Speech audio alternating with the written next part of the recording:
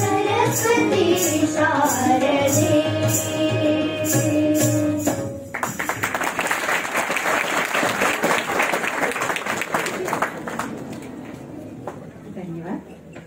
विद्यार्थी मित्रांनो, आपल्या लातूर नगरीमध्ये गेल्या काही दिवसांपासून सांस्कृतिक मेजवानी आपल्या लातूरकरांना मिळते आहे.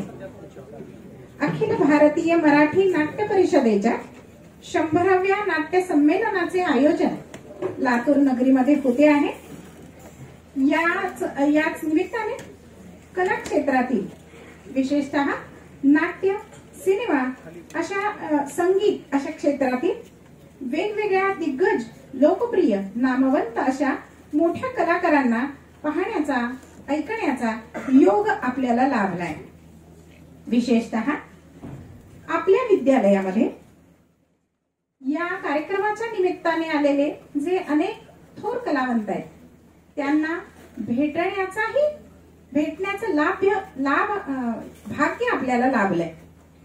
साहित्य क्षेत्रातील असो, कला क्षेत्रातील, विज्ञान तंत्रज्ञान असो की संशोधन क्षेत्रातील, शिक्षण क्षेत्रातील अशा वेगवेगळ्या क्षेत्रामध्ये वेगवेगळ्या स्तरावर काम करणाऱ्या व्यक्ती ज्या ज्या वेळेला लातूर नगरीमध्ये येतात त्या व्यक्तींची, आपल्या विद्यार्थ्यांची भेट घडवून देण्यासाठी आपल्या विद्यालयाचे शालेय समितीचे अध्यक्ष माननीय श्री अतुल देऊळगावकर सर हे नेहमीच आग्रही असतात.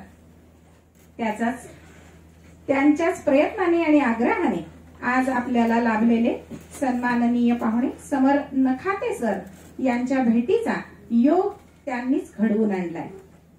विद्यार्थी मित्रांनो, अभिनेते, दिग्दर्शक, सिने निर्माते, शॉर्ट फिल्म्सचे निर्माते आणि सिने क्षेत्रामध्ये जे धडपडणारे नवे कलाकार आहेत, शिकणारे आहेत, अशा मुलांना, मुलींना वेगवेगळ्या अकॅडमीमधून मार्गदर्शन करण्याचं कार्य समर नखाते सर करतात.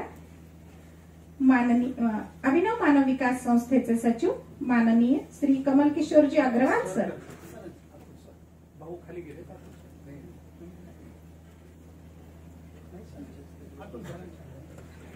अभिनव मानव विकास संस्थेचे शालेय समितीचे अध्यक्ष आदरणीय अतुलजी देऊळगावकर सर यांना मी नम्र विनंती करते त्यांनी पाहुण्यांचा सत्कार करावा.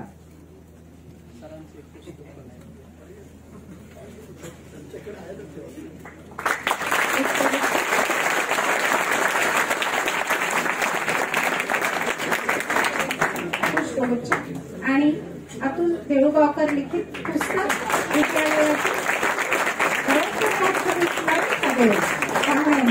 इथे सत्कार होतो आहे.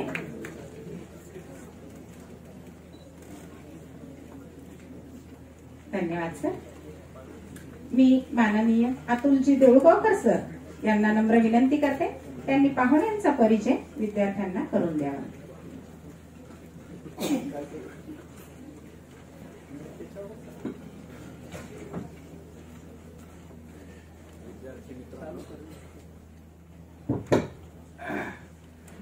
मी तुमचा फार वेळ घेणार नाही, फक्त माहिती सांगतो ती यासाठी की आपल्या सोबत कोण आहेत याची तुम्हाला कल्पना असावी.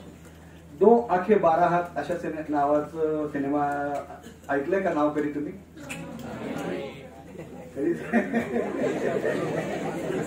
साहजिक आहे, तुमच्या पालकांनी, तुमच्या आजोबांनी त्याचं नाव ऐकलेलं असेल, तो प्रश्न नाही. बरं, फिल्म अँड टेलिव्हिजन इन्स्टिट्यूटचं नाव ऐकलंय का? याचा परिचय. तर नखाते सर त्याचे डायरेक्टर होते, म्हणजे अनेक चित्रपट निर्माण करणाऱ्यांना त्यांनी शिकवलंय. त्यानंतर तिथून त्यांनी निवृत्ती घेतली, म्हणजे लवकरच आधी ते बाहेर पडले आणि पुण्यात, मुंबईत, देशात जिथं जिथं दृश्य कला शिकवल्या जातात व्यापक पातळीवर, म्हणजे ते आर्किटेक्चरच्या कॉलेजमध्येही शिकवतात, जर्नलिझमच्या, पत्रकारितेच्या कॉलेजमध्येही शिकवतात आणि नाटक सिनेमाच्या तर शिकवतातच. तर म्हणजे काय, आता इथून पुढं ते बोलणार नाहीयेत, तुम्ही त्यांना प्रश्न विचारायचे. तर मुळामध्ये त्यासाठी तुम्हाला प्रश्न पडले पाहिजेत. आपण नेहमी काय म्हणतो, आपल्याला खूप चांगले प्रश्न पडले पाहिजे वरचेवर. तर ते कसे असतात, म्हणजे तुम्ही कुठला सिनेमा बघता, तुम्हाला आवडतो, काय आवडतं, का आवडतं, काय आवडत नाही, का आवडत नाही, हा का प्रत्येक प्रश्नामागे जेव्हा तुम्ही का लावता तेव्हा त्याचा एक प्रवास चालू होतो आणि मग आपण अधिकाधिक पुढे जायला लागतो. तर त्यामुळे कदाचित ते काहीतरी त्या दृष्टीने आपल्याला दाखवतील. कित्येक वेळेला आपल्यावर परिणाम हा मोबाईलचा असतो, आजूबाजूच्या मोठ्या लोकांचा असतो, जाहिरातीचा असतो. तो खरा आहे का खोटा आहे? म्हणजे जाहिरात बघून आपल्याला जर असं वाटायला लागलं की हे क्रीम लावलं की मी गोरी होणार, वाटायला लागतं, असा भ्रम असतो. आणि मुलांना वाटायला लागतं की असा फवारा मारला की मुली माझ्याकडे येणार. ते फसवणूक जाहिरातीची असते, हे लक्षात यायला पाहिजे की नाही आपल्याला. मग ते कसं करतात, आपल्याला कसं फसवलं जातं हे तुम्हाला समजावं. ते तुम्ही तुमच्या आई वडिलांना समजून सांगावं. आई वडिलांचं शिक्षण जरूर करावं का चांगलं, नको बसले सगळे, करावं लागतं. माहितीये तुम्ही करता म्हणून, पण असंही करायला लागतं. तर या सगळ्यासाठी तुम्ही नकाते सरांशी संवाद साधावा. मी इथं थांबतो आणि आता तुमच्याकडे प्रश्न देऊ का? तुम्ही आधी काही बोलू शकाल?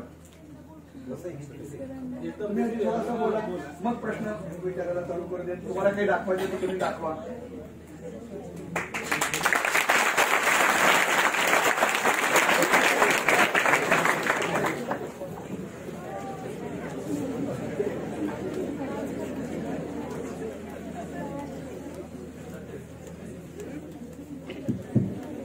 नमस्कार.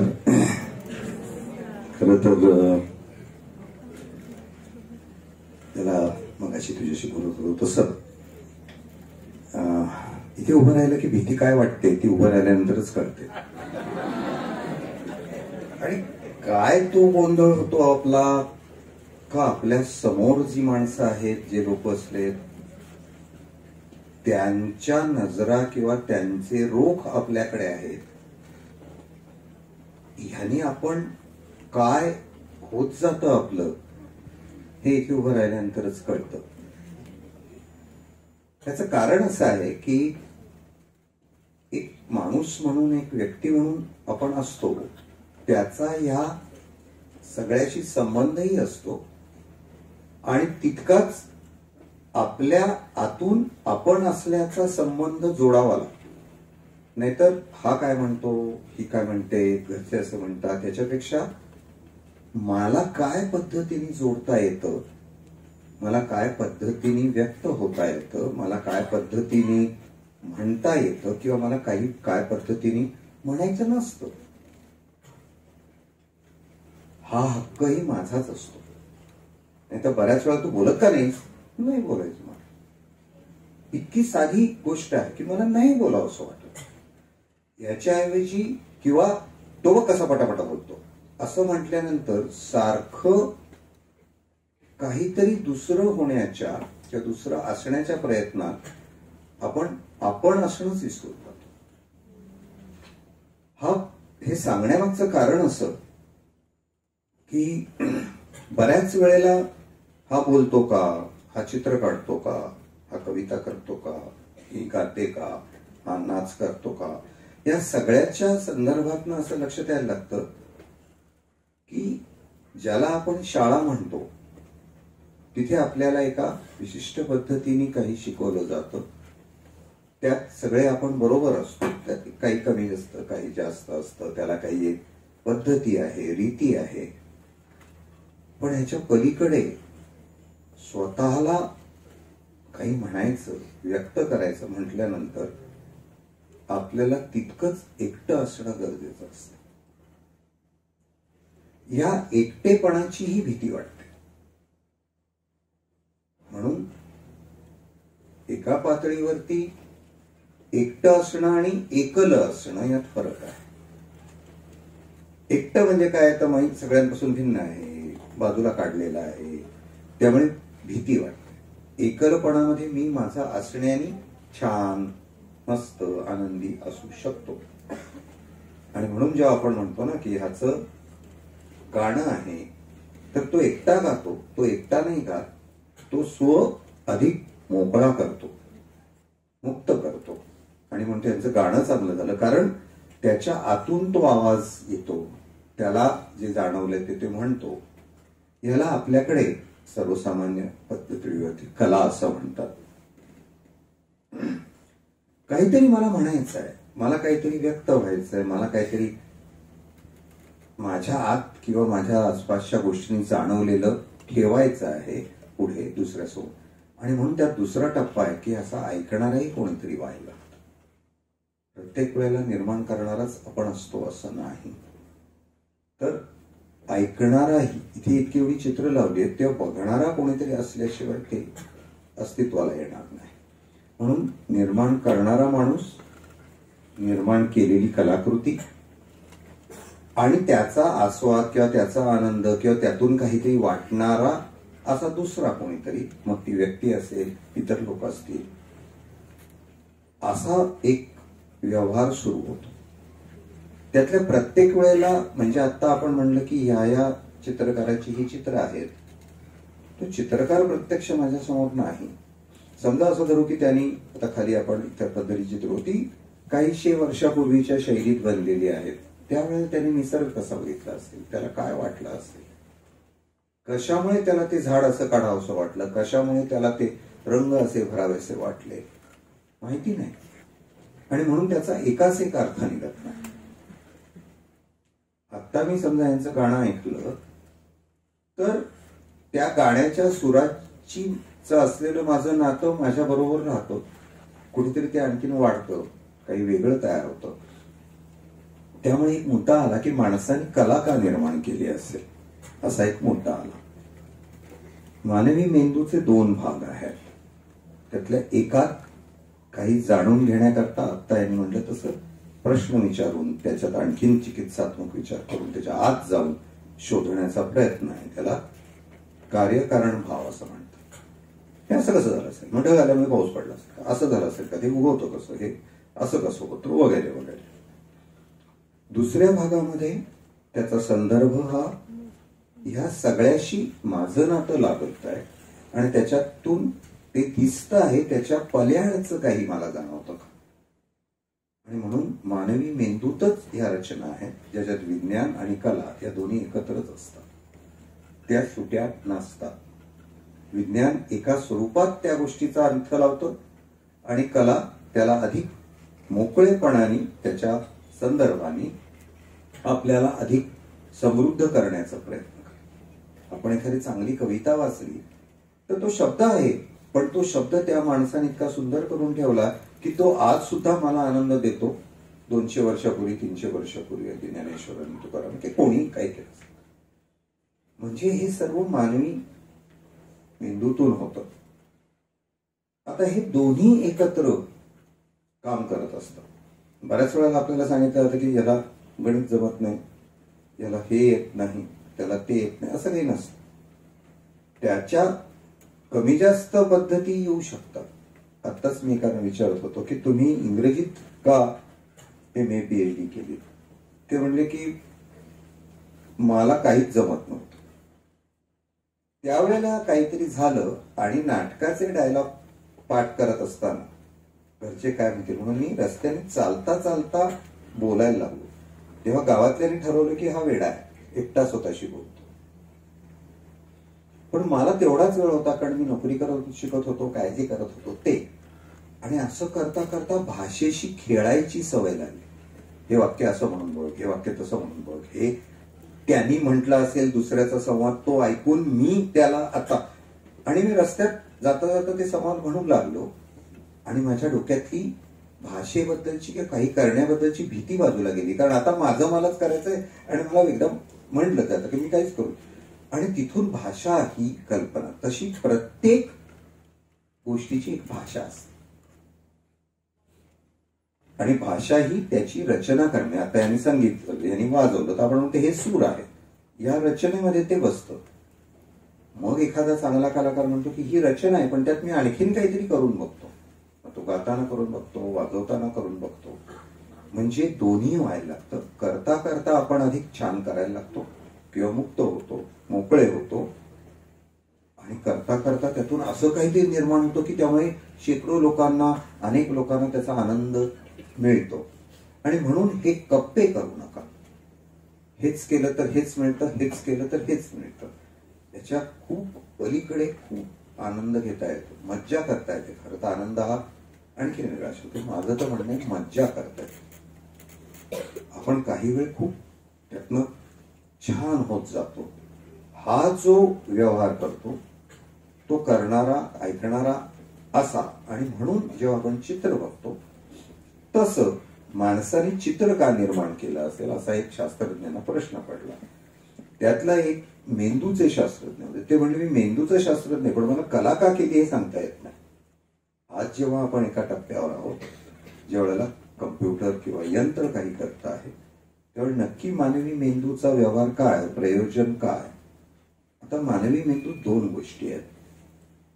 एक, आज बघितलेलं उद्या का आठवतं, त्याला काय म्हणता येईल. किंवा मागच्या आठवड्यात झालेलं आज कसं आठवतं. बोला. मी घरी गेलो आणि माझ्या घराचा दरवाजा किंवा घराचा रस्ता आज सापडला, उद्या नाही सापडला तर काय होईल. तो कशामुळे सापडतो. बरोबर आहे, मोठ्याने सांगा. कशाची स्मरणशक्ती. कशाची स्मरणशक्ती. आपली जी 5 ज्ञानेंद्रिय आहेत त्यातली दृश्य स्मरणशक्ती ही भिन्न, श्राव्य स्मरणशक्ती ही भिन्न, स्पर्श स्मरणशक्ती ही भिन्न, चव आणि वास याही स्मरणशक्तीच आहेत. अमक्या वेळेला खाल्लेल्या भाजीची चव किंवा ते लोणचं मला आवडते कसं कळतं. नाहीतर ते विसरून स्मृतीतून निघून गेलं तर दुसऱ्या वेळेला ते लोणचं प्रत्येक वेळेला नवच होईल. आता ही स्मृती सापेक्ष असते. तुला आठवत नाही का असं जेव्हा म्हणतात तेव्हा त्याला जेवढं पाहिजे तेवढंच त्याला आठवत असतं. याला आठवत नाही का ह्याच्यात काही नको असतं किंवा त्याच्या दृष्टीने त्याचं महत्व कमी असतं. म्हणून स्मरणशक्ती जशी असते तशी विस्मरण शक्ती पण असते. नाहीतर दुःख खूप भयंकर ओझं होईल ना. जखम झाली, लागलं, गुडघा फुटला ह्याची स्मृती जर खूप काळ राहिली तर आपली अडचण होईल. म्हणून स्मरणशक्ती आणि विस्मरणशक्ती याही दोन्ही शक्तीच आहेत. आपण म्हणतो ना लहानपणी मला आवडलं नाही मारलं किंवा आईने काहीतरी केलं किंवा मित्राशी भांडण झालं तर ते सतत आठवत राहिलं तर गोंधळ होईल. ते काळात निघून गेलं पाहिजे, ते काढता आलं पाहिजे बाजूला. मग जे आपण उरतं त्यातून आपण घडत जातो किंवा त्याला आकार देताना आपण घडतो. मला अगदी आठवत आहे, माझी एक पणजी होती आणि आम्ही सुट्टीत गावाला गेलो की ती काहीतरी तिचं चालायचं. सकाळी 4:30-5 उठायची आणि गंमत अशी लक्षात आली की सकाळी उठून सुट्टीच्या दिवशी कोण उठणार 5-5:30 तर ती उठवायची म्हणण्यापेक्षा ती काहीतरी करायची. त्यांनी जाग यायची. आणि मला आठवतंय ती सकाळी उठलीये की ती फुलं काय काढायची आणि पूजे करता काय तयारी करायची. त्यावेळेला ती फुलांशी बोलायची. एक 70-80 वर्षाची बाई, 75 वर्षाची बाई सकाळी 5 वाजता उठते आणि फुलांशी बोलते. तो आवाज सुद्धा माझ्या कानात आहे. आणि तो नुसता आवाज नाही तर ती फुलं तोडताना किंवा काढताना असं सांगायची इथे नको हात लावूस, इथे हात लाव. किंवा ती फुलं तोडत असताना तिच्या बांगड्यांचा येणारा आवाज किंवा त्या फुलाचा वास याची सुद्धा स्मृती माझ्या डोक्यात आहे. ती जेव्हा पाहिजे तेव्हा त्याचं सौंदर्य त्याचं छानपण घेऊन माझ्याकडे येते. मगाशी यांनी म्हटलं तसं मला त्याची उधार उसनवार भलावणी म्हणजे आम्हाला ते सारखं उरबाडून कशातनं काढावं लागत नाही. ते आपल्या आत असतं. एकदा असंच काहीतरी बसलो असताना विळीवरती काहीतरी चिरत होती. तेव्हा माझ्या असं लक्षात आलं की ती बटाट्याची भाजी करते. आता साधी गोष्ट आहे की जी रोजच्या जीवनातली आहे. पण मी तुम्हाला सांगतो ज्या सहजपणे आणि ज्या सुंदरपणे ती बटाटे कापत होती, चिरत होती विळीवरती, तेव्हा माझ्या लक्षात आलं की प्रत्येक गोष्टीत सौंदर्य असतं. आणि ती अशी पटपट पटपट कापत होती. म्हणलं अगं, तर ती बोलतीये, विळीला धार आहे, ती काहीतरी गुणगुणते आहे, काय करते आहे. आणि म्हणलं असे कसे आज तू बटाटे चिरलेस? तर ती म्हणली की मला असं असं तेल घालून असं असं खरपूस काय ती बटाट्याची भाजी करायची, म्हणून तिने कापलेल्या बटाट्याच्या फोडींचे पातळ काप इतके व्यवस्थित आणि सुंदर कापले होते. त्यातही कला असते. कला ही कुठल्याही जगण्यापासून मुक्त करता येत नाही. सुटी तोडून उसणी नाही, ती जगण्यात सगळ्याशी संबंधित आहे. कारण त्या बटाट्याच्या पलीकडे तिला काहीतरी म्हणायचं आहे.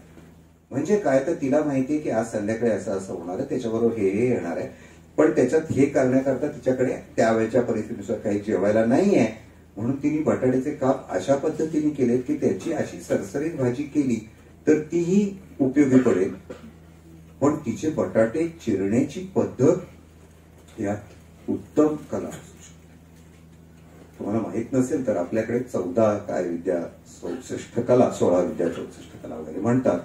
त्यातली एक अतिशय सगळ्यात महत्वाची कला कुठली आहे?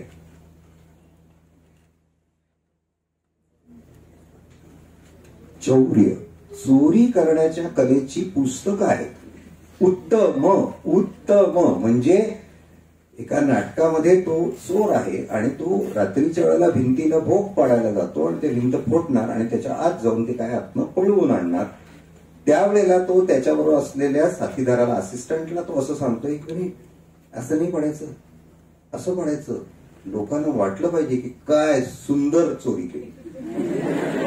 अशा संबंध पानाच्या पानं भरली आहेत की चोरी करताना कसा विचार करावा, काय करावा, खिळे कसे मारावे, भोग कसं पाडवते, भोकाचा आकार कसा असावा, त्यातला आत कसं जावं, सगळं आहे.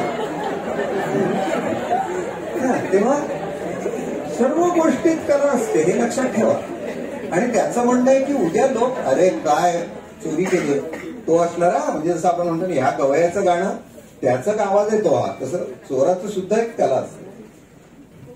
आणि म्हणून ज्या वेळेला इथे आपण येतो आणि आपण घडतो त्याच्यामध्ये या 5 संवेदनांमधलं फक्त 2 संवेदनातनं आपण खऱ्या अर्थाने, म्हणजे खऱ्या म्हणजे ज्याचं स्वतंत्र रूप असतं असं म्हणतात, ती कला, ती म्हणजे दृश्य कला, की जी डोळ्यांनी बघितली जाते, आस्वादली जाते, की त्यातनं बघून आपल्याला आनंद मिळतो. हा प्राणी असा काढलाय, त्याची आता हा असेल ना, ही कोणाचा आहे?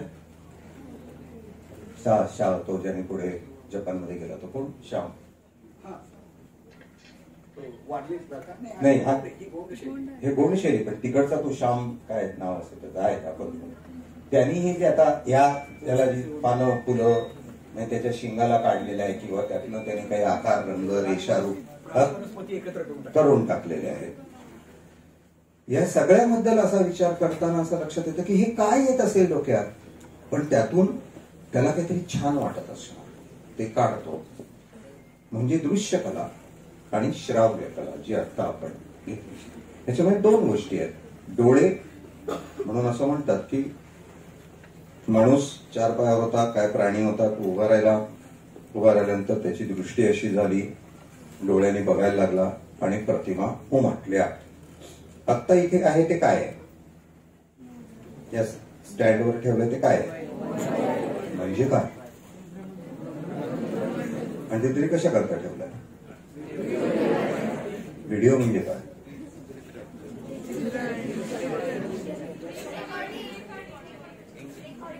रेकॉर्डिंग म्हणजे काय होते? तुम्ही बोललात की मला प्रश्न पडतो. मी तुमच्या एवढा हुशार आणि इतक्या चांगल्या शाळेत न शिकल्यामुळे मी आयुष्यभर ढळच राहिलो. रेकॉर्डिंग म्हणजे काय? मग मी माझ्या पुस्तकात ठेवीन ना एक पान. चल, मी माझ्या दाढीचा केस घेतो, तो जपून ठेव.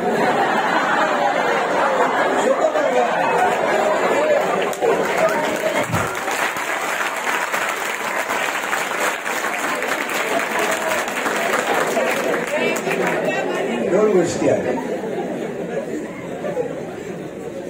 माणूस चित्र काढता, कोणीतरी हे चित्र काढलं, त्याने आकाश बघितलं, सूर्य बघितला, काय पाणी बघितलं आणि काय त्याला त्यातल्या रेषा जाणवल्या.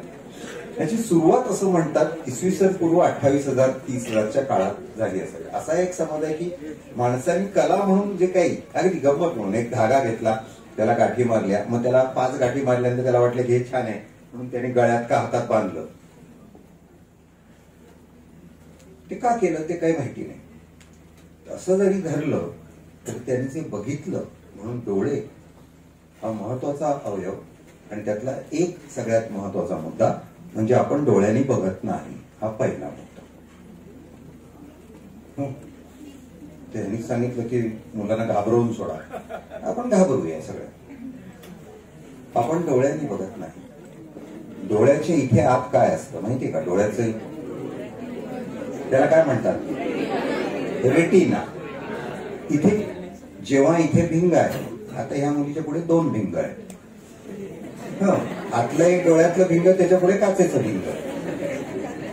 म्हणजे का तर तिथे प्रतिमा उमटते, ती स्पष्ट उमटण्याकरता ती जी व्यवस्था आहे तिथे डोळा, तो डोळा त्या भिंगाचा आकार म्हणजे आपले जे स्नायू वगैरे आहेत ते त्याचा आकार बदलतात आणि त्यामुळे इथे उमटतं. ते उमटलेलं उलट असतं. त्याला काय म्हणतात? Inverted image. आणखी खरी प्रतिमा आणि भ्रामक प्रतिमा. खरं तर इल्युजन. आरशामध्ये डावी बाजू उजवी दिसते, उजवी बाजू डावी दिसते इथे. म्हणजे खरं तर तुम्हाला डोळ्याने दिसत असतं, समोर नखाने तुम्हाला उलटे दिसायला पाहिजे, पण तुमच्या डोळ्यातल्या प्रतिमा या उलट्या असतात. इथे समोर नखा त्यांचं डोकं इथे आहे, ते तुम्हाला डोळ्यात इथे उलट दिसतं, पाय वर दिसतात. अशा 2 डोळ्यांच्या मागच्या ज्या ऑप्टिक नर्व आहे, ती जी मज्जा व्यवस्था आहे, ती जोडते आणि ती सांगते की हे असं आहे. त्याला आपण वास्तव असं म्हणतो. म्हणून आपण डोळ्यांनी बघत नाही, आपण मेंदूनी बघतो. ही सगळ्यात महत्वाची गोष्ट. आणि मेंदूमध्ये त्याची प्रक्रिया तयार होते. हे मस्त आहे असं मी म्हणतो, तेव्हा दुसरा कोणीतरी मित्र म्हणताय मला नाही आवडलं. आता वस्तू जर तीच असेल तर 2 भिन्न प्रतिक्रिया काय येतात? बोला. बरोबर. आणखी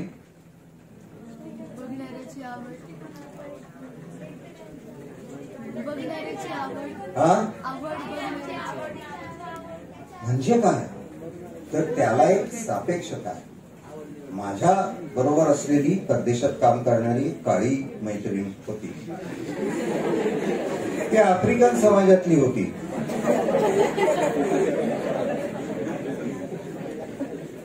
तर त्याच्यात मुद्दा असा निघाला की सुंदर माणूस गोरा कसा असतो, मी का नाही सुंदर काळी असो. आणि त्यातून एक शब्द एका फार मोठ्या लेखकाने काढला, ब्लॅक इज ब्युटिफुल. काळं सुद्धा सुंदर असू शकतं. आपल्याकडे काय झालं की त्याचं हे जे आहे ह्याच्यावर संस्कारित, हा दुष्ट आहे, हा सुष्ट आहे, हा वाईट आहे, हा चांगला आहे, असं करत करत लक्षात यायला लागलं की आम्ही बघण्याचं बंद करत गेलो, तसं ऐकण्याचं बंद करत गेलो. बंद म्हणजे त्याला काही मर्यादा आणत गेलो आणि त्यातून आपल्याला हे ते. आता एक शब्द विचारतो, त्याचा अर्थ काय तुम्हाला माहितीच नाही का, तुम्ही सगळ्यात जास्त पुढे आहात. बायनरी म्हणजे काय?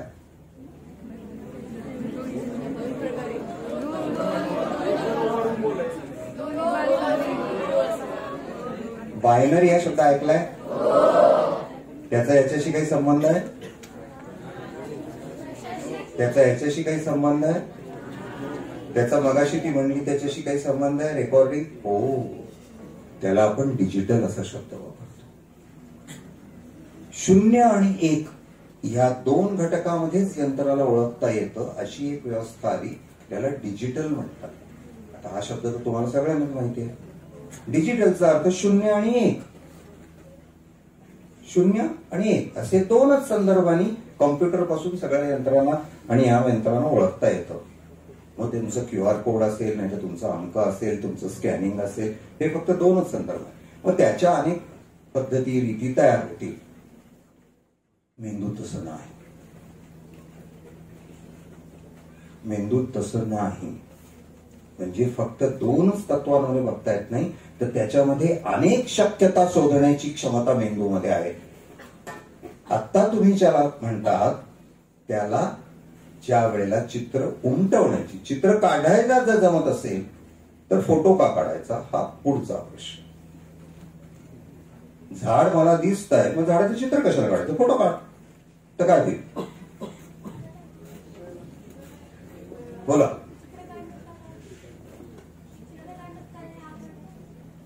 नाही, इथे विज्ञान बोल. फोटोमध्ये जे कला, फोटोमध्ये आपण जे बघतो ना ते नसतं. जे आपण जर झाडाची ड्रॉइंग काढली त्याच्यात आपली कला असते. म्हणजे काय, तर मला त्याच्या पल्याडचं शक्यता निर्माण करता येते. Camera is a faithfully recording machine, ज्याच्यावर तुमच्या सर्व अस्तित्व आता अवलंबून आहे. कॅमेरा हुबेहूब घेणार एक यंत्र मानवाने तयार केलं. पहिला फोटो केव्हा काढला कोणाला माहितीये?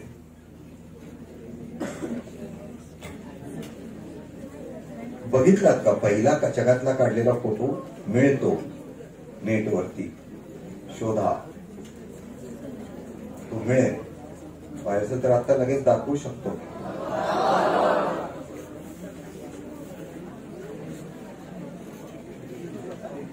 जा कशावरही जा, मिळणार. First photograph 1829, 1829.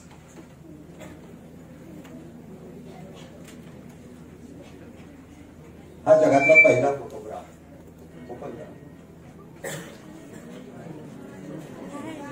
हा जगातला. त्यावेळेला असं लक्षात आलं की काही रसायनं ही प्रकाशाला काही वेगवेगळ्या पद्धतीचा प्रतिसाद देतात आणि त्यामुळे नीचे, हा फ्रेंच माणूस होता जोसेफ नीचे, याने 1826 ला त्याच्या खिडकीतून काढलेला हा पहिला जगातला फोटो उपलब्ध असलेला. त्याच्या नुसतंच काही प्रकाशाचे छापू म्हटले होते, पण त्याच्या घराच्या बाल्कनीतून किंवा फोटोतून काढलेला हा जगातला पहिला फोटो आहे. या माणसाने काढला. आता फोटॉस म्हणजे लाईट आणि ग्राफी म्हणजे त्याचा इम्प्रिंट किंवा ठसा किंवा खरं तर लिहिणे. ग्राफिक म्हणजे लिहिणे. प्रकाशाच्या साह्याने लिहिण्याची क्षमता माणसाच्या हातात आली. हे यंत्राने निर्माण केलेलं पहिला चित्र. त्याच्यानंतर एक दुसरी घटना घडली. टाईप करा, त्याचं नाव आहे पर्सिस्टन्स ऑफ व्हिजन, दृष्टी सातत्य.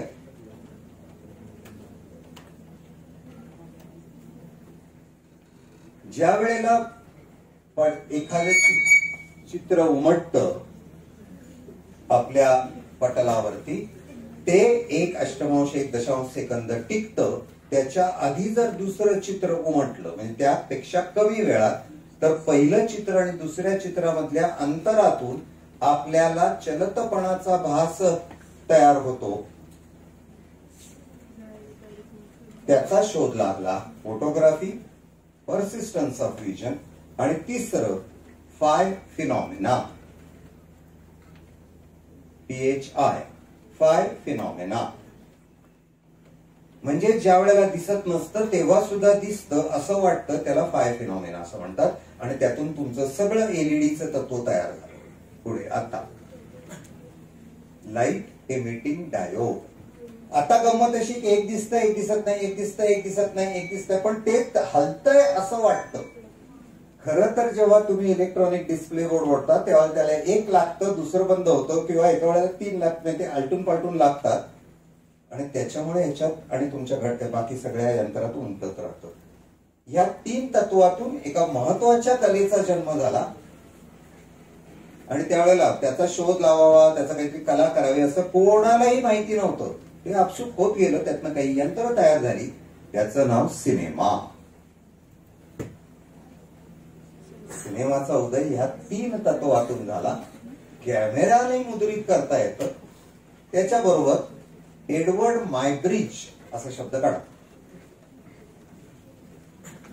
एडवर्ड MUY मायब्रिज आलं का? Photographer Edward Muybridge. एक गृहस्थ होते. यांनी एकाबरोबर यांना कोणतरी पैज मारली आणि ती पैज मारल्यानंतर ते म्हणले की घोडा पळत असताना प्रत्यक्ष घोडाचे कुठले पाय जमिनीवर टेकतात हे कोण सांगेल, म्हणजे पुढचा टेकतो मागचा टेकतो, 2 वर आहेत 1 खाली आहे, याच्याकरता त्यांनी पैज लावली होती. आणि ती पैज लावण्याकरता त्यांनी 12-15 कॅमेरे लावले साधे, ज्याला आपण स्टील कॅमेरे म्हणतो. आणि ते करत असताना त्यांनी गंमत केली, अशी घोड्याची चित्र काढली, टिपली म्हणजे click click click click click click. आणि गंमत अशी असं लक्षात आली की त्यांनी त्यांच्या मित्रांनी ती पैज जिंकली. ती पैज जिंकली कारण घोड्याचे 4 पाय हवेत असताना, पळताना 4 पाय हवेत असू शकतात असं सिद्ध झालं. आणि त्यातून सिनेमा पुढे सरकत गेला.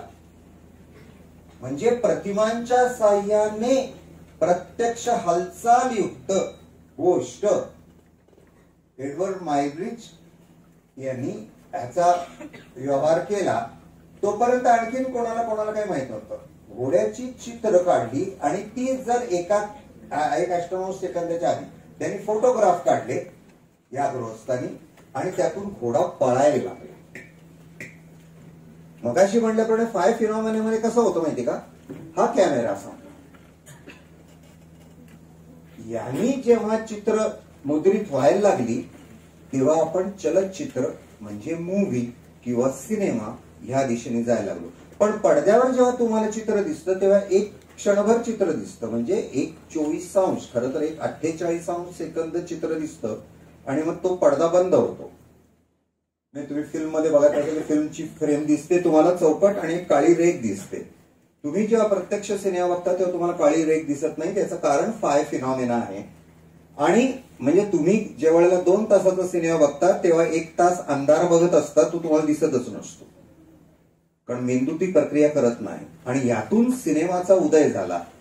ओके, आता याच्यामध्ये अनेक यंत्र हे त्यांनी केले प्रकार, असं सगळं करत ते पुढे आलेलं आहे.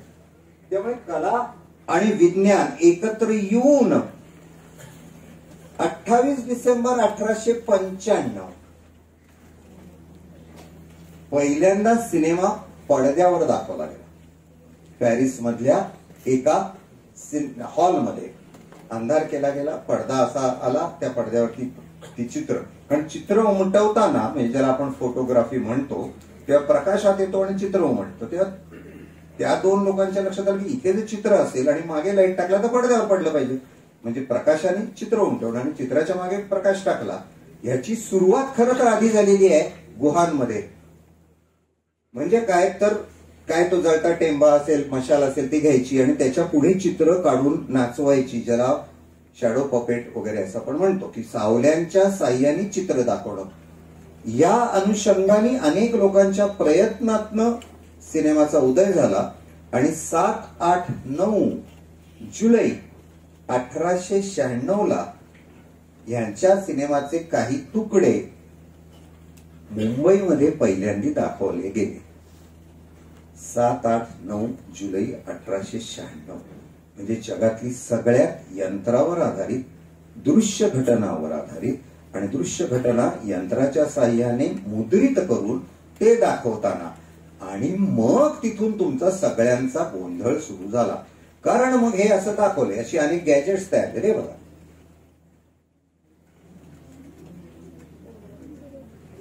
असं होत होत होत सिनेमाचा उदय झाला. आणि 1903 साली कथा असलेला सिनेमा तयार झाला, की ज्याच्यात नट नटी काय काय असतील ते, ऍक्शन ज्याला म्हणतात, ऍक्शन काय तुम्ही म्हणतात ते. या पद्धतीने सिनेमा पुढे सरकत गेला आणि मग तो सगळ्या देशात पसरला. त्याच्यानंतर तो फिल्मवरती म्हणजे एका पट्टीवरती दाखवण्याची व्यवस्था सुरू झाली. म्हणजे चित्रपट्टी आणि मग ती पडद्यावर दाखवायची, घेता नाही त्याच्यामध्ये चित्र उमटवायची, मग ती कापायची तुकडे. म्हणजे इथे एक गंमत झाली. एका माणसाने काय केलं, तो म्हणला, समजा आता मी लातूरच्या तुमच्या शाळेच्या बाहेर उभा आहे आणि अतुल सरांना मला भेटायचं आहे. तर माझा शॉट घेतला आणि मी त्यांना, जायचं का आपण तिकडे असा म्हणून हात केला आणि त्यावेळेला अतुल सर जर मुंबईच्या चौपाटीवर उभे असते आणि त्यांनी हात केला तर अर्थ असा होतो की लातूरच्या शाळेसमोर दादरची चौपाटी आहे. या सगळ्याचा गुंता तुमच्या डोक्यात होतो. कारण प्रत्यक्ष जे दिसत नाही किंवा नसतंच ते आम्ही तयार करतो. म्हणजे उदाहरणार्थ मी जर लातूरला येण्याच्या बसमध्ये रात्री 10ला बसलो, बसमध्ये बसलो, बस निघाली, 15-20 सेकंदाचं घेतलं आणि सकाळ झाली, लातूरला उतरलो, तर तुमच्या डोक्यात 8 तासाचा प्रवास पूर्ण होतो. प्रत्यक्ष पडद्यावर तुम्ही 20 सेकंद बघता. आणि इथे सगळा गुंता सुरू झाला, ज्याच्यामुळे तुमच्या सगळ्यांचे गुंते सुरू झाले की आम्ही कशाचेही तुकडे करतो आणि काही दाखवतो. आणि त्याला हुबेहुबता असल्यामुळे तुम्हाला असं वाटतं की शाहरुख असा करतो तर मग तसा करत नाही. तर तुम्हाला हे माहीत असतंच की ते नाटक आहे, पण त्याचा भावनिक प्रभाव जोरदार. हा याला मारतो. तुम्हाला स्पष्ट सांगतो, आम्ही घेताना असं घेतो की याचा हात आहे, तो असा घेतो. आता इथे त्याचा तुकडा केला जातो आणि त्यावेळेला त्याची मान अशी होते, यातून तुम्ही असं काहीतरी तयार करता. म्हणजे प्रत्यक्ष घटना आपलं आयुष्य हे सलग असतं. त्याचे तुकडे करून पुन्हा जोडून आम्ही सिनेमा करतो. पण त्यावेळेला तुम्ही अशा ठिकाणी असता. म्हणजे काय, तर मंचावरती तुम्ही असाल तर नाटकामध्ये 7व्या ओळीत ती बसली, 12व्या ओळीत तो बसलाय, तर त्यांना बघता येतं. म्हणून आपण ज्याला नाटक असं म्हणतो, त्या नाटकामध्ये गंमत अशी असते की हे खोटं आहे हे पहिल्यापासून माहीत असतं दोघांना, करणाऱ्याला आणि ते बघणाऱ्याला. सिनेमामध्ये ते इतकं प्रभावी पद्धतीने तुकडे करून जोडलं असतं की ते तुम्हाला कळत नाही. एका क्षणात तुम्ही खूप फास्ट जाणाऱ्या गाडीच्या आत असता, दुसऱ्या क्षणात तुम्ही गाडीच्या पुढे असता, तिसऱ्या क्षणात तुम्ही समोर येणाऱ्या ट्रकच्या खाली असता, 5व्या क्षणात तुम्ही आकाशात वर असता. असं प्रत्यक्ष माणसाला कधीही करता येत नाही. त्यामुळे सिनेमा ही एक इल्युजन आहे, भ्रम आहे, व्हर्च्युअल नाही. शब्द हळूहळू कळून घ्यायला शिकायला लागेल आपल्याला.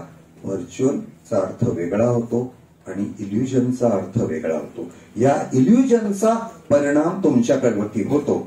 आता मी तुम्हाला एक सिनेमा दाखवणार आहे आणि मग तुम्ही ते बोलायचंय त्याच्याबद्दल.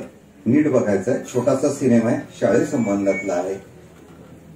2+2 = 5 अशा नावाचा एक इराणी सिनेमा.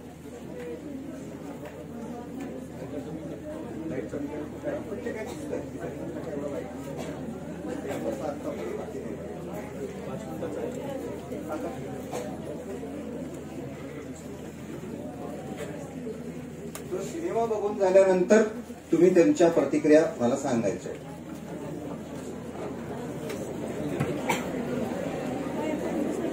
फुल स्क्रीन करा, फुल स्क्रीन. हात हात हात हात हात शाळेतल्या मुलांचाच आहे, तेव्हा निवांत.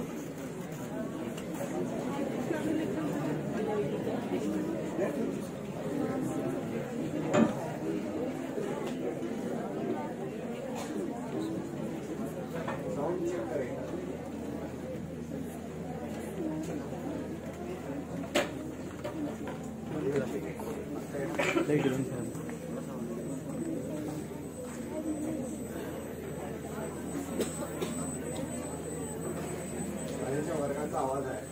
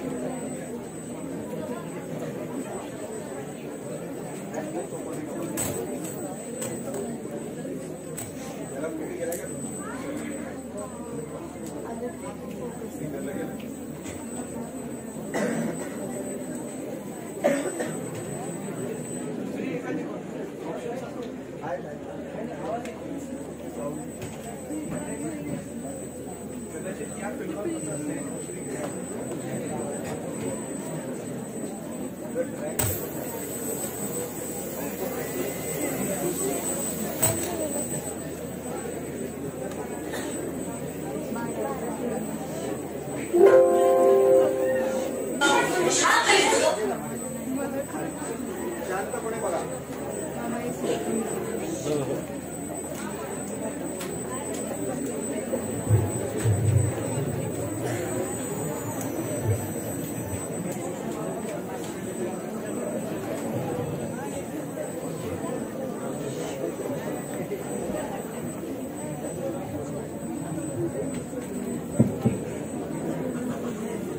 त्यातले काही संवाद मी वाटलं तर मराठीत लगेच करून दाखवतो तुम्हाला. शांतपणे बघा.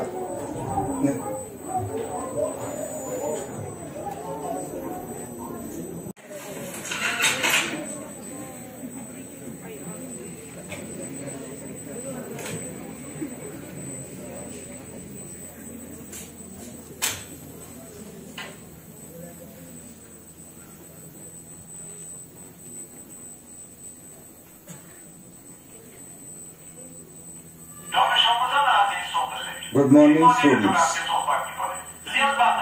हेडमास्टर बोलतो की तुमचा जास्त वेळ घेणार नाहीये.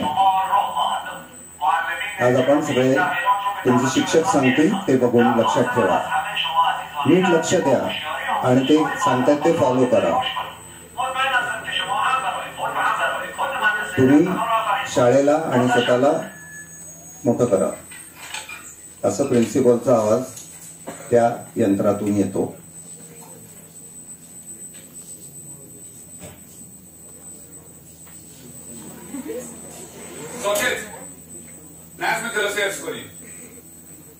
शांतता. आज पहिलं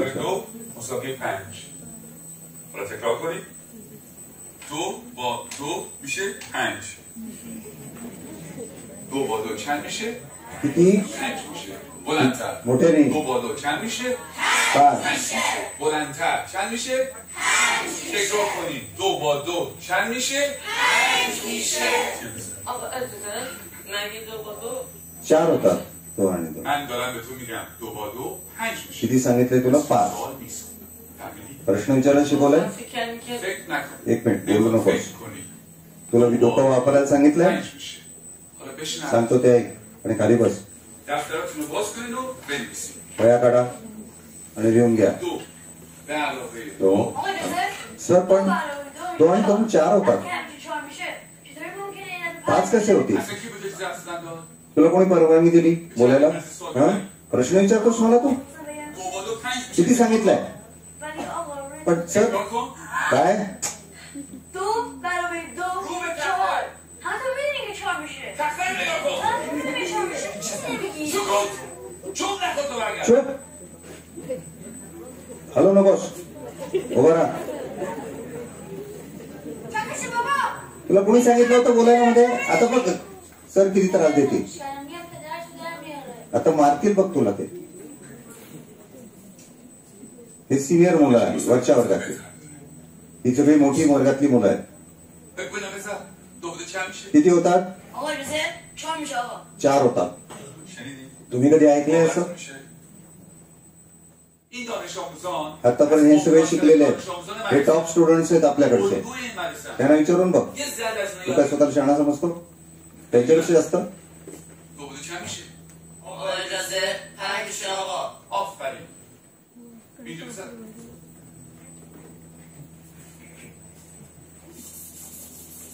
حالا حاضر جمع میشه.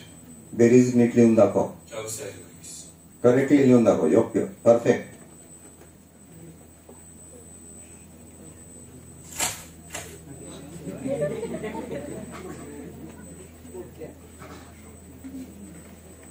این آخرین فرصته. चान्स आहे शेवटचा. बी.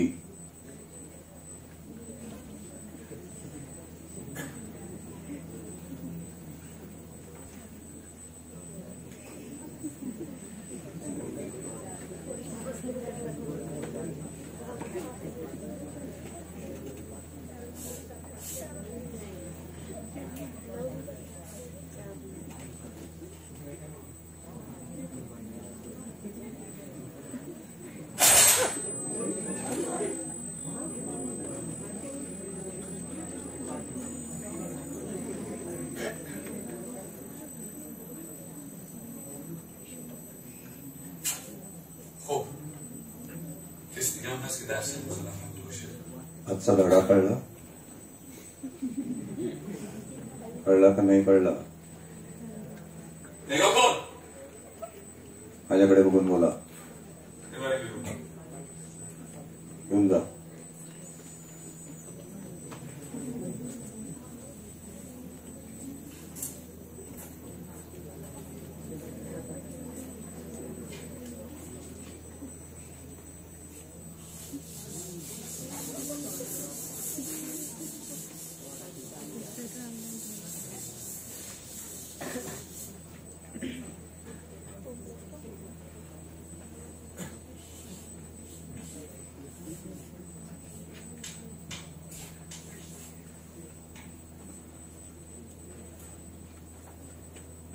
Daftarasını baskına verilsin. वया काढा आणि लिहून घ्या. Do, talo ve do, musabir pamięć. Pamięć o tym verilsin tekrar کنید. Repeat करा. چند میشه؟ 5 میشه. چند میشه؟ بلندتر. چند मोठ्याने. میشه؟ بلندتر. چند میشه؟ بلندتر. چند میشه؟ چند میشه؟ 2 با 2 5 میشه. تکرار کنید.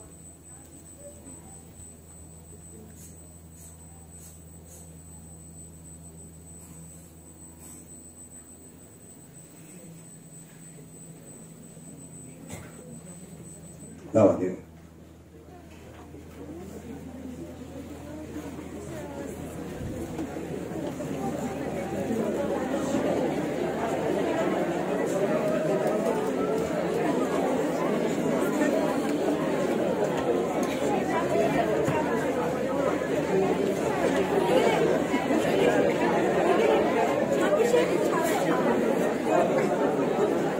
काही विचार तुम्ही काय आहे, कसं आहे? चला बोला, कसं वाटलं, काय नाही सांगा.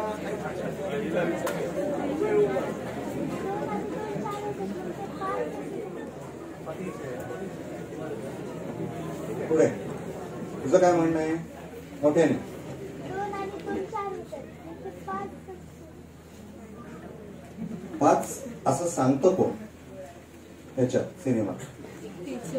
2 आणि 2 5 होतं तसंच त्यांना सांगतो कोण? शिक्षक. हा तुमच्या मेंदूवरती परिणाम करत असतो.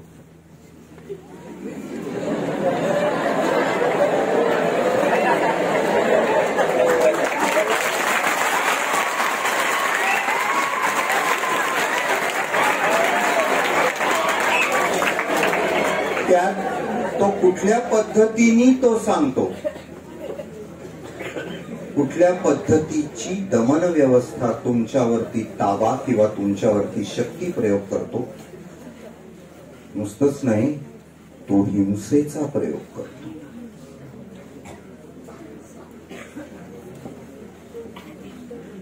दोन आणि 2 असं 4 म्हणणाऱ्या मुलाचं होतं काय? कशावर? परत फिल्म लावा, परत फिल्म लावा. त्यामुळे आता तुमच्या लक्षात येईल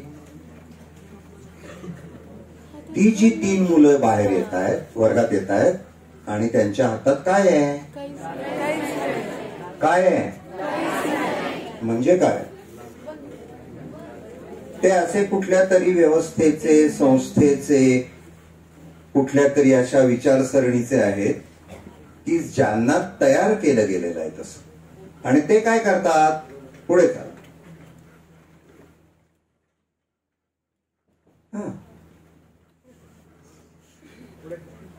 ठीक आहे. तो 4 असं लिहितो, त्यावेळेला ते काय करतात बघा.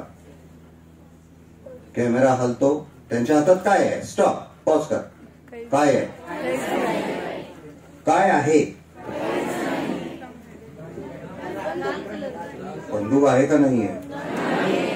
मग हात असे का केले? काय केले त्यांनी? यालाच तुम्ही नाटक म्हणता. त्याच्या हातात बंदूक नाही, पण त्यांनी बंदुकीसारखे हावभाव केल्यानंतर जर त्यांच्या हातात बंदूक नाही, आता नीट बघा, थोडं अवघड आहे. Play, stop.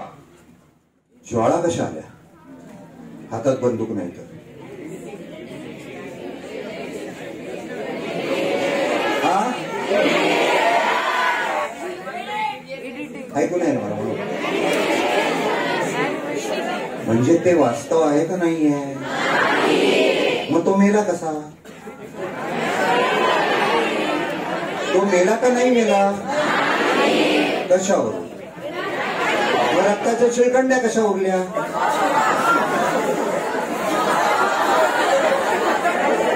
रंग काय वापरलं नाही विचारलंय मी.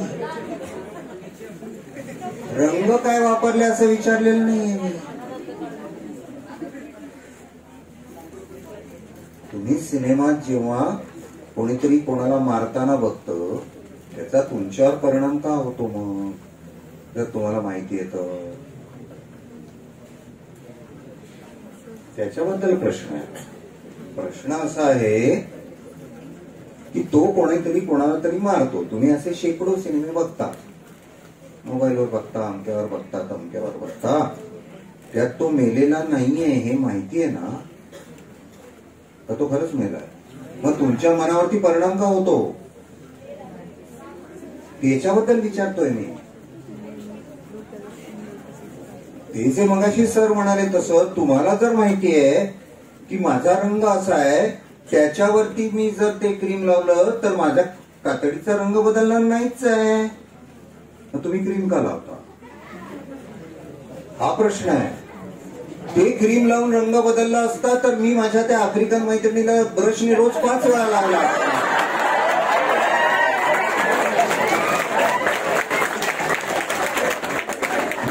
असं नाही तर गोऱ्या लोकांनी सतत तुम्हाला सांगितलं की तुम्ही काळे आहात, तुम्ही खालचे आहात, तुम्ही वाईट आहात.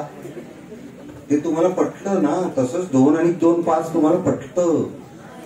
हो, नाहीतर तुम्ही कशाला क्रीम लावता, नाहीतर कशाला डीओ मारतात ही मुलं.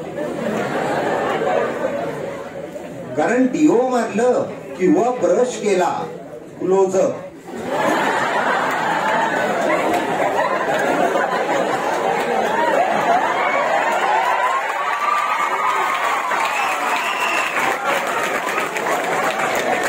ब्रश केला आणि हा हा केलं किती मिठी जवळ येतात.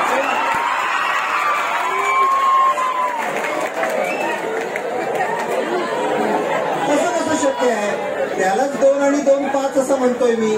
तुमच्या डोक्यात पक्क भरवलेला आहे, तुमच्या डोक्यात पक्क भरवलेला आहे 2 अधिक 2 5. त्यामुळे अशा भ्रमव्यवस्थेवर तुम्ही विश्वास ठेवता. त्याला प्रश्न विचारण्याची तुमची शक्यता कमी होते, शक्ती कमी होते. आणि अशी एका साच्याची असंख्य पिढ्या आम्ही तयार करतो. क्वचित प्रसंगी त्याला लातूर पॅटर्न असंही म्हणतात.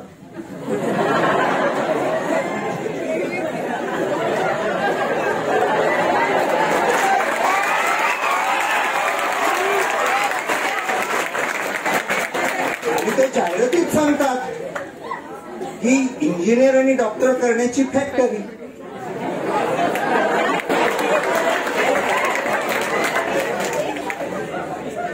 त्याच्यावरती आता सर सांगत होते मला, अशी 15,000 कोटीची इंडस्ट्री चालते शिक्षण व्यवस्था नावाची. ती सांगते की असं केलं नाही तर तुमच्या आयुष्याला काही अर्थ नाही, तुम्ही शून्य आहात, तुम्ही शून्य आहात. अशी व्यवस्था तयार होते जी जगडव्याळ असते, ती तुमच्या आकलनाच्या आणि कल्पनांच्या पलीकडे असते. पण त्यात कुठेतरी एक मुलगा असतो की त्याला त्या सत्याचा संदर्भ कळतो. तो त्या दबावाखाली कुठेतरी सांगतोय, किती सांगितलंय 2 अधिक 2 4 नाही 5. लिहून घ्या, मोठ्याने म्हणा 5 5 5 5. असं सारखं तुमच्या डोक्यावर आपटून तुम्ही 5 लिहायला सांगतात. त्यावेळेला 1 लिहितोही, पण क्षणभर त्याच्या अंतर्मनात वाटतं की हे सत्य नाही, सत्य 2 अधिक 2 4 आहे. तरी ते त्याच्या वहीत राहतं. कदाचित ते सत्य उमलून बाहेर येईल कधीतरी त्याच्या विचारात, त्याच्या जगण्यात, त्यांनी मांडलेल्या संदर्भात, त्यांनी निर्माण केलेल्या कलेत, त्यांनी निर्माण केलेल्या लोक आणि लोक पद्धती किंवा जीवन पद्धतीत ते उमलेल आणि ते तुम्हाला कलांमध्ये दिसतं. कला ही या सगळ्याच्या पलीकडे जाते आणि तुमच्या अंतर्मनाला स्पर्श करते आणि सांगते की हा विचार तुम्हाला करायला लागेल. ज्ञानेश्वर म्हणून गेले, क्षण एक मना बैसोनी एकांती विचारी विश्रांती कुठे, तुला तुझं शोधावं लागेल. ज्या वेळेला अशी परिस्थिती येते, सगळा दबाव तुमच्यावर येतो, सगळं तुम्हाला भ्रामक पद्धतीने तुमच्या भोवती जाल तयार केलं जातं. त्या जालाला आपण म्हणतो नेट, त्याला म्हणतो मोबाईल. तुम्हाला माहिती नसेल तर सांगतो, 1 मिनिटामध्ये, हे 3 वर्षापूर्वीच 1 मिनिटामध्ये तुम्ही जे सतत एकमेकांचे फोटो काढता, असे काही मिलियन तासांचे दृश्य घटक अवकाशात भिरकावले जातात आणि ते सारखे इकडून तिकडून पाठवून लाईक करायची तुम्हाला सवय लावली आम्ही. त्यामुळे तुम्हाला दिसतच नाही, कारण तुमच्या डोळ्यांच्या मागे मेंदू वापरण्याची क्षमता नाही आणि फक्त या यंत्रावरती तुमचं जीवन आम्ही अवलंबून ठेवलंय. त्याला आम्ही डेटा असं म्हणतो आणि त्याचा वापर करतो आम्ही. 24 तासामध्ये 1 बिलियन, किती सांगतील? 1 बिलियन म्हणजे आप समजून सांगा मला किती. मिलियन म्हणजे किती? बिलियन म्हणजे किती? 1000 मिलियन. 24 तासात एवढे हातातल्या यंत्रातनं फोटो तुम्ही अवकाशात फेकताय. अशा दृश्य प्रतिमांच्या एका महाप्रलयंकारी जंजाळात तुम्ही अडकलेले आहात आणि त्यामुळे तुम्हाला दुसरं काहीच दिसत नाही, कारण तुमच्या डोळ्यांच्या मागे मेंदूच नाही आणि तो मेंदूचा ताबा आम्ही घेतलेला आहे आणि अशी यंत्र तयार केलेली आहेत की तुम्ही जर मोबाईल वापरला नाही तर तुम्ही अस्वस्थ होता. फोटो काढले नाहीत, सारखं सेल्फ्या काढल्या नाहीत तर तुमची खल्लास होते बुद्धी. तुम्हाला वाटतं आपण नाहीच जगत आहोत आणि सारखं एकमेकांना पाठवायचं, मग यांनी वरून तिने असं वरून दिसतोस काय तू येड्या, दिसतीस काय तू येडी, बुद्धी असं करून मोटरसायकलच्या तिथे असं उभा राहतोय असं. तर हे सगळे जे काही नटनटी लोक तुमच्या मेंदूत घुसडलेत, आम्ही 2+2 5 नावाचे, त्यातून तुम्ही स्वतःचं अस्तित्व विसरता आणि सारखं त्यांच्यासारखं होईल, आपल्याला जमेल, आपण तसे हो असं करतात. आणि ह्या सगळ्या कंपन्या आणि त्यांची यंत्रणा आणि त्यांची डेटा सिस्टीम ही अब्जावधी करोड पैसे मिळवण्याकरता तयार केलेली यंत्रणा आहे. ती तुम्हाला सांगत राहते की हे वापरा, हे नका वापरू, हे योग्य आहे, हे नाही योग्य आहे. आणि त्यातूनच तुम्ही एक शब्द तयार केला, त्याला तुम्ही सोशल मीडिया असा शब्द वापरला की जो सोशल आहे का नाही हे तुम्ही तपासूनच बघितलं नाही. लाईक करताना विचार केलात का ते खरंच आवडतं का नाही आवडतं, ते खरंच चांगलं आहे का नाही चांगलं आहे. अशी तुमची सबंध क्षमता काढून घेतली आहे 2+2 की ज्यांनी 5 नावाचं एक विचित्र भ्रम तयार केलेला आहे आणि ते यंत्र तुमच्या हातात दिलं आहे. आता त्याचं काय करायचं ते तुमचं तुम्ही बघा.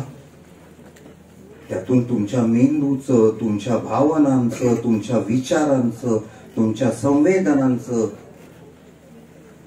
सर्व काही आहे ते आम्ही उद्ध्वस्त करून टाकणार आणि आम्हाला पाहिजे तेच तुम्हाला विचार करायला लावणार. आणि म्हणून जर आपण वापरत असलेली यंत्र किंवा आपण वापरत असलेली व्यवस्था जर समजून घेतली नाही, म्हणून सिनेमाच्या बाबतीत असं म्हटलं जातं तुमच्या लायकीचा सिनेमा तुम्हाला आवडतो, तो किती भुक्कड असला तरी त्याच्यावरती तुम्ही नाचगाणी करणार. मग ते गणपती उत्सव असो, शिवजयंती असो. म्हणजे तुम्हाला गंमत म्हणून सांगतो, पुण्यामध्ये काही दिवसापूर्वी ह्या राम जन्मभूमीच्या निमित्ताने काय त्या मिरवणुका निघाल्या होत्या आणि मला गंमत वाटत की सगळे आयटम सॉंगवर नाचत. म्हणजे काय झालंय तर डोकं गहाण टाकलंय तुम्ही. 2+2 5 4चा शोध घ्यावा लागणार. 5 हे त्यांनी कितीही जरी तुमच्या डोक्यावर आपटलं तरी तुम्हाला तुमच्या पद्धतीने शोधावं लागणार. आणि ती शोधण्याची क्षमता, इच्छा, उर्मी किंवा जर तुम्ही नाहीशी केली तर तुमच्या हाताला काही लागणार नाही, काही लागणार नाही ते सांगणार. म्हणजे त्यातला सगळ्यात भीषण विनोद असा होता की पुढे रामाचं काय ते पोस्टर लावलंय आणि पुढे माझ्या आसपासच्या वस्तीतली सगळी मुलं काय असतील ते तरुण नाचत होते मै हूं डॉन या सिनेमा. आता सांगा, असंच तुमचं काही ते झालेलं आहे. म्हणून असं नेहमी म्हणतात, तुम्ही जेव्हा हसता तेव्हा आम्हाला जास्त कळतं की तुमचं किती हुकलंय. कारण तुम्ही ते दूर करण्याचा, टाळण्याचा प्रयत्न करता. कारण एकदा जर वाटायला लागलं तर तुम्हाला ते शोधावं लागेल, तुमचं तुम्हाला सापडावं लागेल, तुम्हाला ते करून त्यातून नवीन काहीतरी म्हणावं लागेल किंवा त्या सत्याचा शोध घ्यावा लागेल. आणि सत्याचा शोध हा प्रत्येकाचा जसा व्यक्तिगत असतो, टागोरांनी म्हणल्याप्रमाणे ऐकला चालो रे. पण तो ऐकला म्हणजे एकटा नसतो, तो ह्या सम्यक सर्व मानवी मुक्तीचा शोध असतो. म्हणून तो एकट्याचा उरत नाही, तो सगळ्यांना मिळून करावा लागतो. त्यातला एकटा कोणीतरी त्याच्या मागे उभा राहतो, त्याला निर्भयपणे उभं राहावं लागणारच, त्याला पर्याय नाही. मारला गेलाय का तो गेलाय असं हे सांगतात. ही फिल्म इराण मधली आहे, हा पहिला मुद्दा की ज्या देशामध्ये, मी तुम्हाला पुन्हा सांगतो की इतकं भयानक आहे, गंभीर आहे. इराणी चित्रपटांमध्ये, इराणी टेलिव्हिजनमध्ये, इराणच्या कुठल्याही माध्यमामध्ये स्त्रीला ते काय केस झाकल्याशिवाय काम करता येत नाही.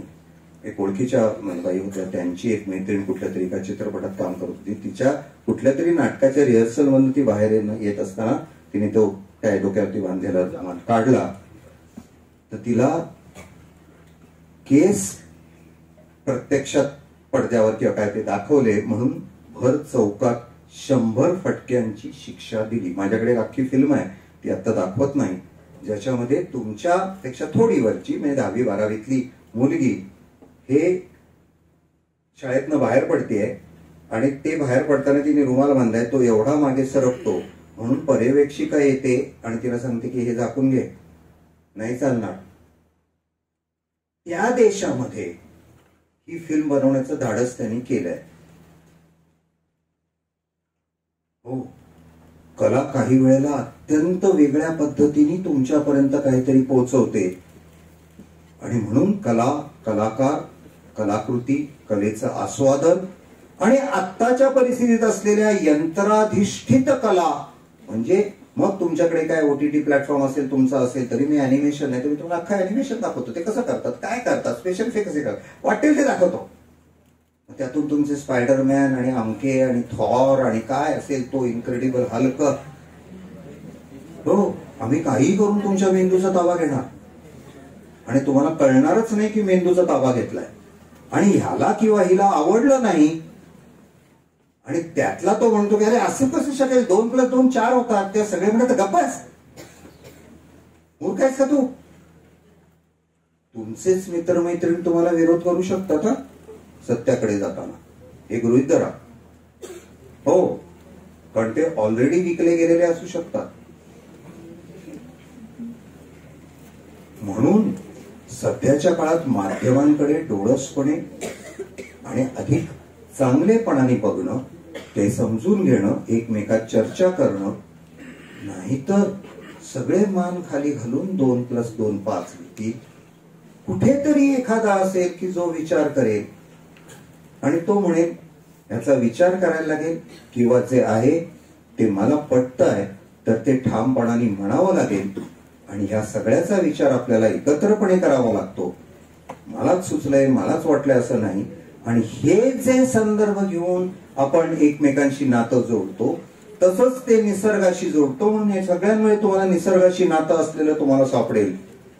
म्हणजे माणूस, निसर्ग, माणूस, अस्तित्व, माणूसपणाचं भान अधिक समृद्ध आणि व्यापक करणं, हे जर आम्ही केलं नाही तर मृत्यू अटळ आहे, विनाश अटळ आहे. ते करायचं नसेल तर कोणाला तरी झाड लावावं लागतं, कोणाला तरी पर्यावरणाचं रक्षण करावं लागतं, कोणाला तरी सगळ्यांनी आपल्या सुविधांकरता काहीही करायचं ठरवलं तरी कोणाला तरी ते करावंच लागेल. आणि असं केलं तरच पुढे काही शक्यता आहेत. इथे दिग्दर्शक त्या आशेवर थांबतो. पुणे आंतरराष्ट्रीय चित्रपटाचा महोत्सवाचं या वेळचं आमचं सूत्र होतं, सिनेमा इज होप. सिनेमा ही एक आशा असू शकते, कला ही एक आशा असू शकते, ज्याद्वारे मी माणूस म्हणून अधिक समृद्ध, समंजस, अधिक शांत आणि अधिक व्यापकपणाने निसर्ग, मानव. आता उद्या एक फिल्म आहे, काय सांगितलं होतं, अंटार्क्टिका. मी खूप फिल्म्स शोधल्या, फसवलं कसं जातं, अंक कसं असतं स्त्रियांच्या. त्यामुळे निराळ्या पद्धतीच्या सिनेमे, OTT प्लॅटफॉर्म, या खरं वाईट चुकीचं चांगलं ह्यातून हुडकून काढावं लागतं तुम्हाला, तरच ते खरं होऊ शकतं. आणि हे जास्तीत जास्त लोकांपर्यंत पोहोचवणं आणि आपापसात ते छानपणाने त्याचं वाटून घेणं, एकमेकांना जवळ घेणं, एकमेकांना समजून घेणं, हे करावं लागेल. तरच त्या माध्यमांचा उपयोग होईल. नाहीतर या माध्यमाने तुम्ही एकमेकांच्या पासून दूर तर जाताच, पण एकमेकांचे शत्रू जास्त लवकर होता, हे विसरून चालणार नाही. एवढं बोलतो आणि थांबतो.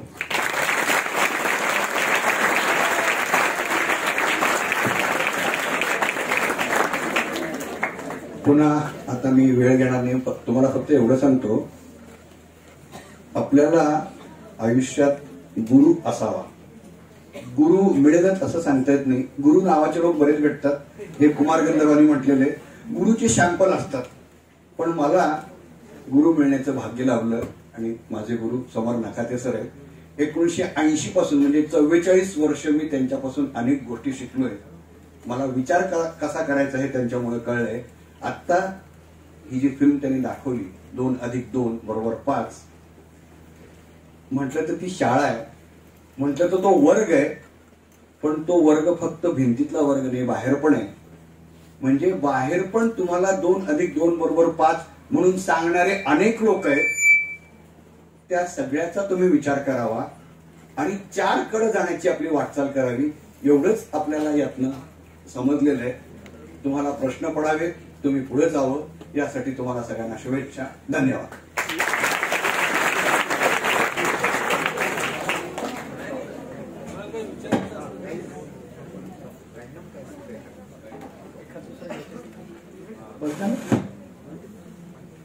टू प्लस 2 =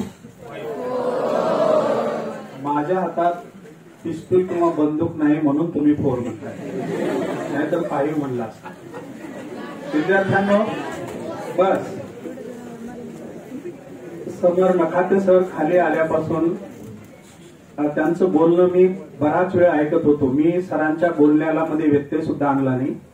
भरभरून सर बरंच काही सांगत होते आणि अतिशय प्रामाणिकपणे कबूल करायचं तर सर जे बोलत होते त्यातला बराच भाग मला कळतही नव्हता. पण मला प्रश्न पडला की आपण 8वी-9वीचे विद्यार्थीवरती बोलावलेले सर तर या उंचीचं सगळं बोलतायत, विद्यार्थी शांत बसतील का, सरांचं ऐकतील का, हा प्रश्न पडला होता. आणि प्रश्न पडण्याच्या पाठीमागचं कारण काय, आम्ही वर्गावर येऊन तुम्हाला अध्यापन करतो.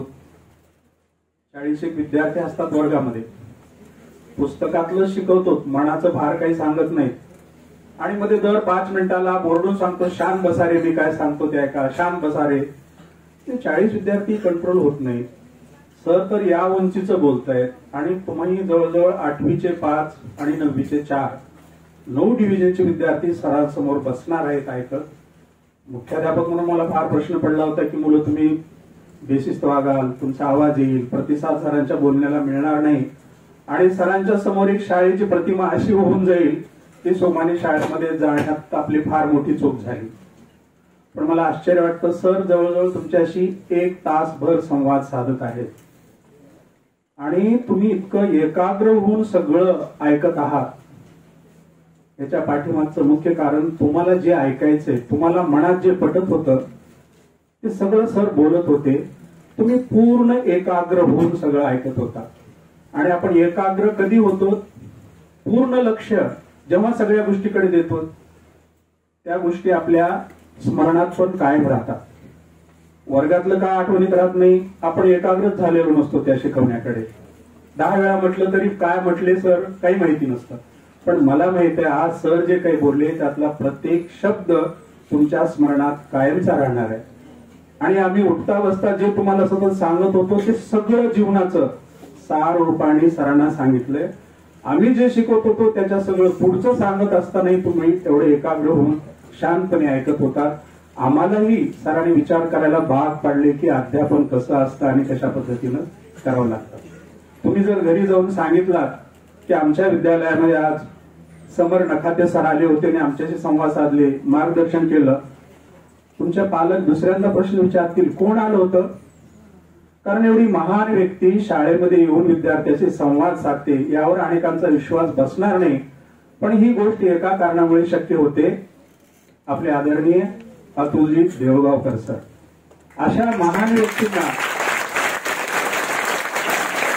सरांना सतत वाटत असतं की आपण अशा व्यक्तींना विचारवंतांना शाळेत येऊन घेऊन यावं आणि पाठ्यपुस्तकाच्या बाहेरचं जे काही विद्यार्थ्यांना शिकवणं आवश्यक आहे ते सगळं शिकवावं.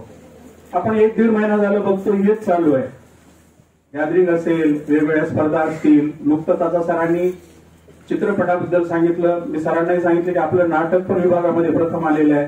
अनेक विद्यार्थी वेगवेगळ्या ठिकाणी जाऊन येत आहेत. आणि आश्चर्य म्हणजे कालच असाच कार्यक्रम प्राथमिक विभागासाठी प्रकाश पारिक जे नाट्य परिषद बाल नाट्य भूमीचे अध्यक्ष आहेत ते इथं आले आणि 3री-4थीच्या विद्यार्थ्यांशी त्यांनी असाच तासभर संवाद साधला. म्हणून भाऊंना सांगतो की आपण ज्या हेतूने हे सभागृह तयार केलेलं आहे आपला आग्रह असतो की त्याचा उपयोग जास्तीत जास्त व्हावा. मी म्हणेल की आपण जेवढी कल्पना करतात त्याच्यापेक्षा अधिक उपयोग या सभागृहाचा शाळेमध्ये होत आहे.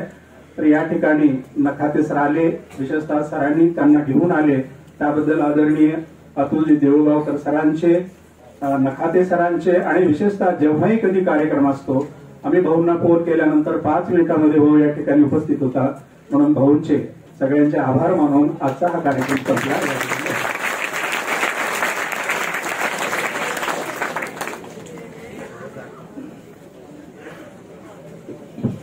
नमस्कार.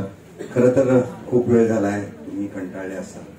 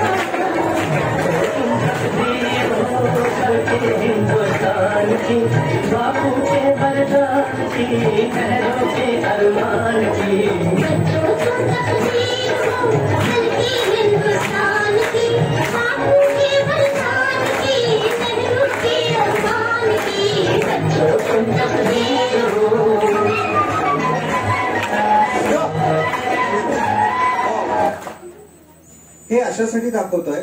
यातलं दुसरं गाणं काढा. हमने सुना था एक है भारत. यातलंच गाणं आहे.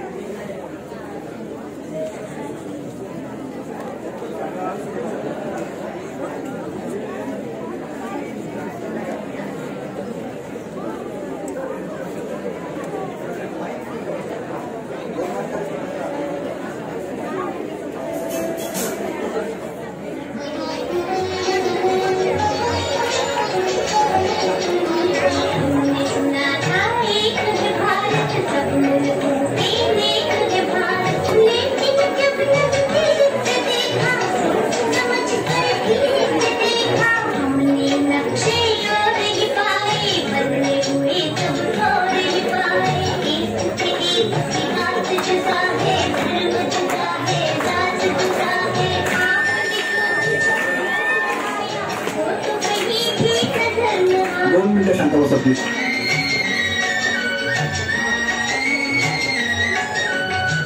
कुछ मैंने तुमको पढ़ाया उसमें कुछ भी झूठ नहीं. भाषा से भाषा न मिले तो इसका मतलब फूट नहीं.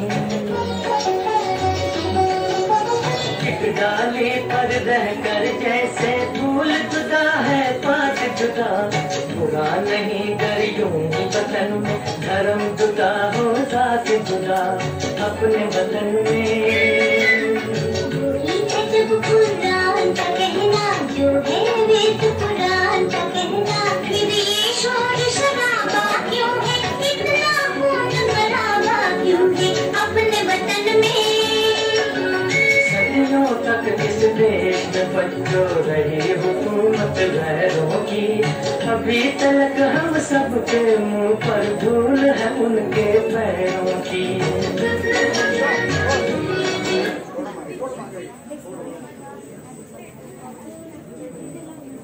गैरों की अभी तक हम सबके मुंह पर धूल है उनके पैरों की.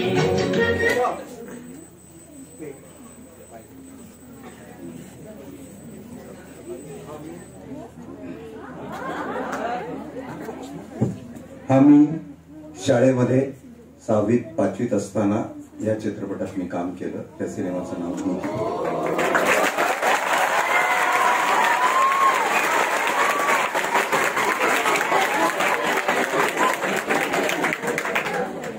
मी वयाच्या 5.5 वर्षापासून नाटकात आणि सिनेमात काम करायला सुरुवात केली.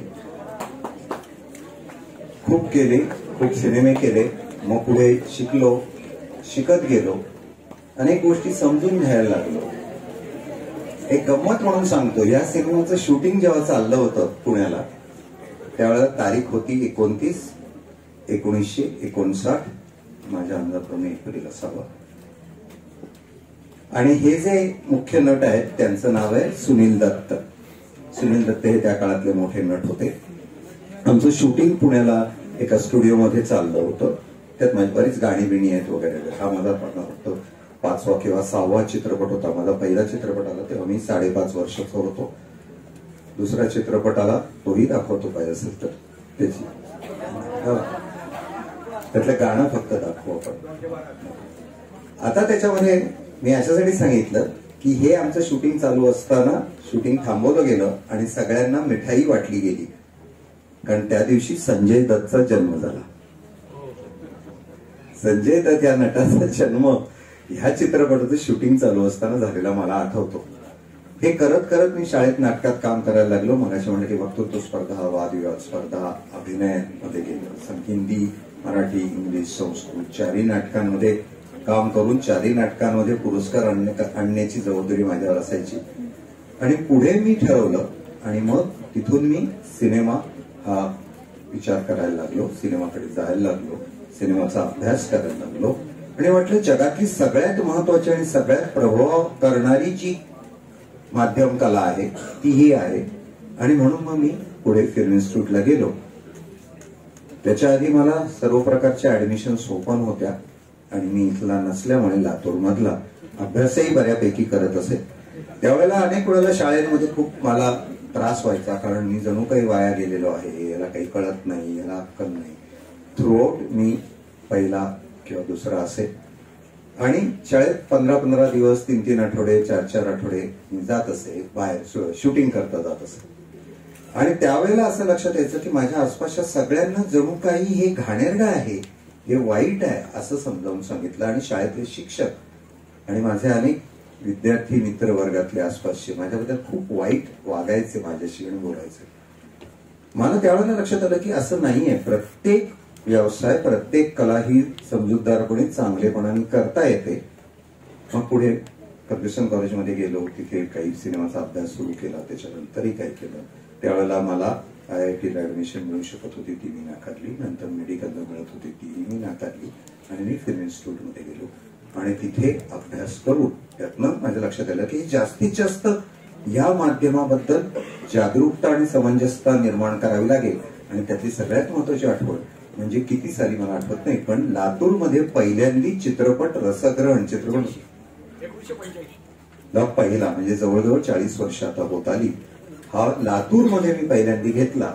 काल परवाच परत सांगत होतो की लातूरमध्ये पहिल्यांदा येऊन सिनेमा कसा बघावा हे शिकवायला सुरुवात केली. सहज ती आठवण आली आणि त्याच्यामध्ये सर्व त्यावेळेचे जर चित्रपट किंवा अशी चालू काढलं की कुठेतरी शाळा, शिक्षक, मुलं ही एक घडवण्याची प्रक्रिया आहे आणि ती घडवण्याची प्रक्रिया हा आदर्श शिक्षक असतो, त्याला काहीतरी करायचं असतं, तो मुलांमध्ये वेगवेगळ्या पद्धतीचे प्रयोग करतो. तशी तुमची शाळा आणि तुमचे सगळे शिक्षक तुमच्याबरोबर करतायत याबद्दल मला खूप आनंद झाला. पुन्हा एकदा तुमच्या शाळेतल्या सगळ्या लोकांचे आभार मानतो, तुमचेही आभार मानतो आणि इथे थांबतो. दुआ के बाद है संजय छोटो का ए मालिक तेरे बंदे. दुआ के बाद हा अतिशय गाजलेला सिनेमा आहे. व्ही शांताराम 1955. गाणं सगळ्याला माहित आहे ना.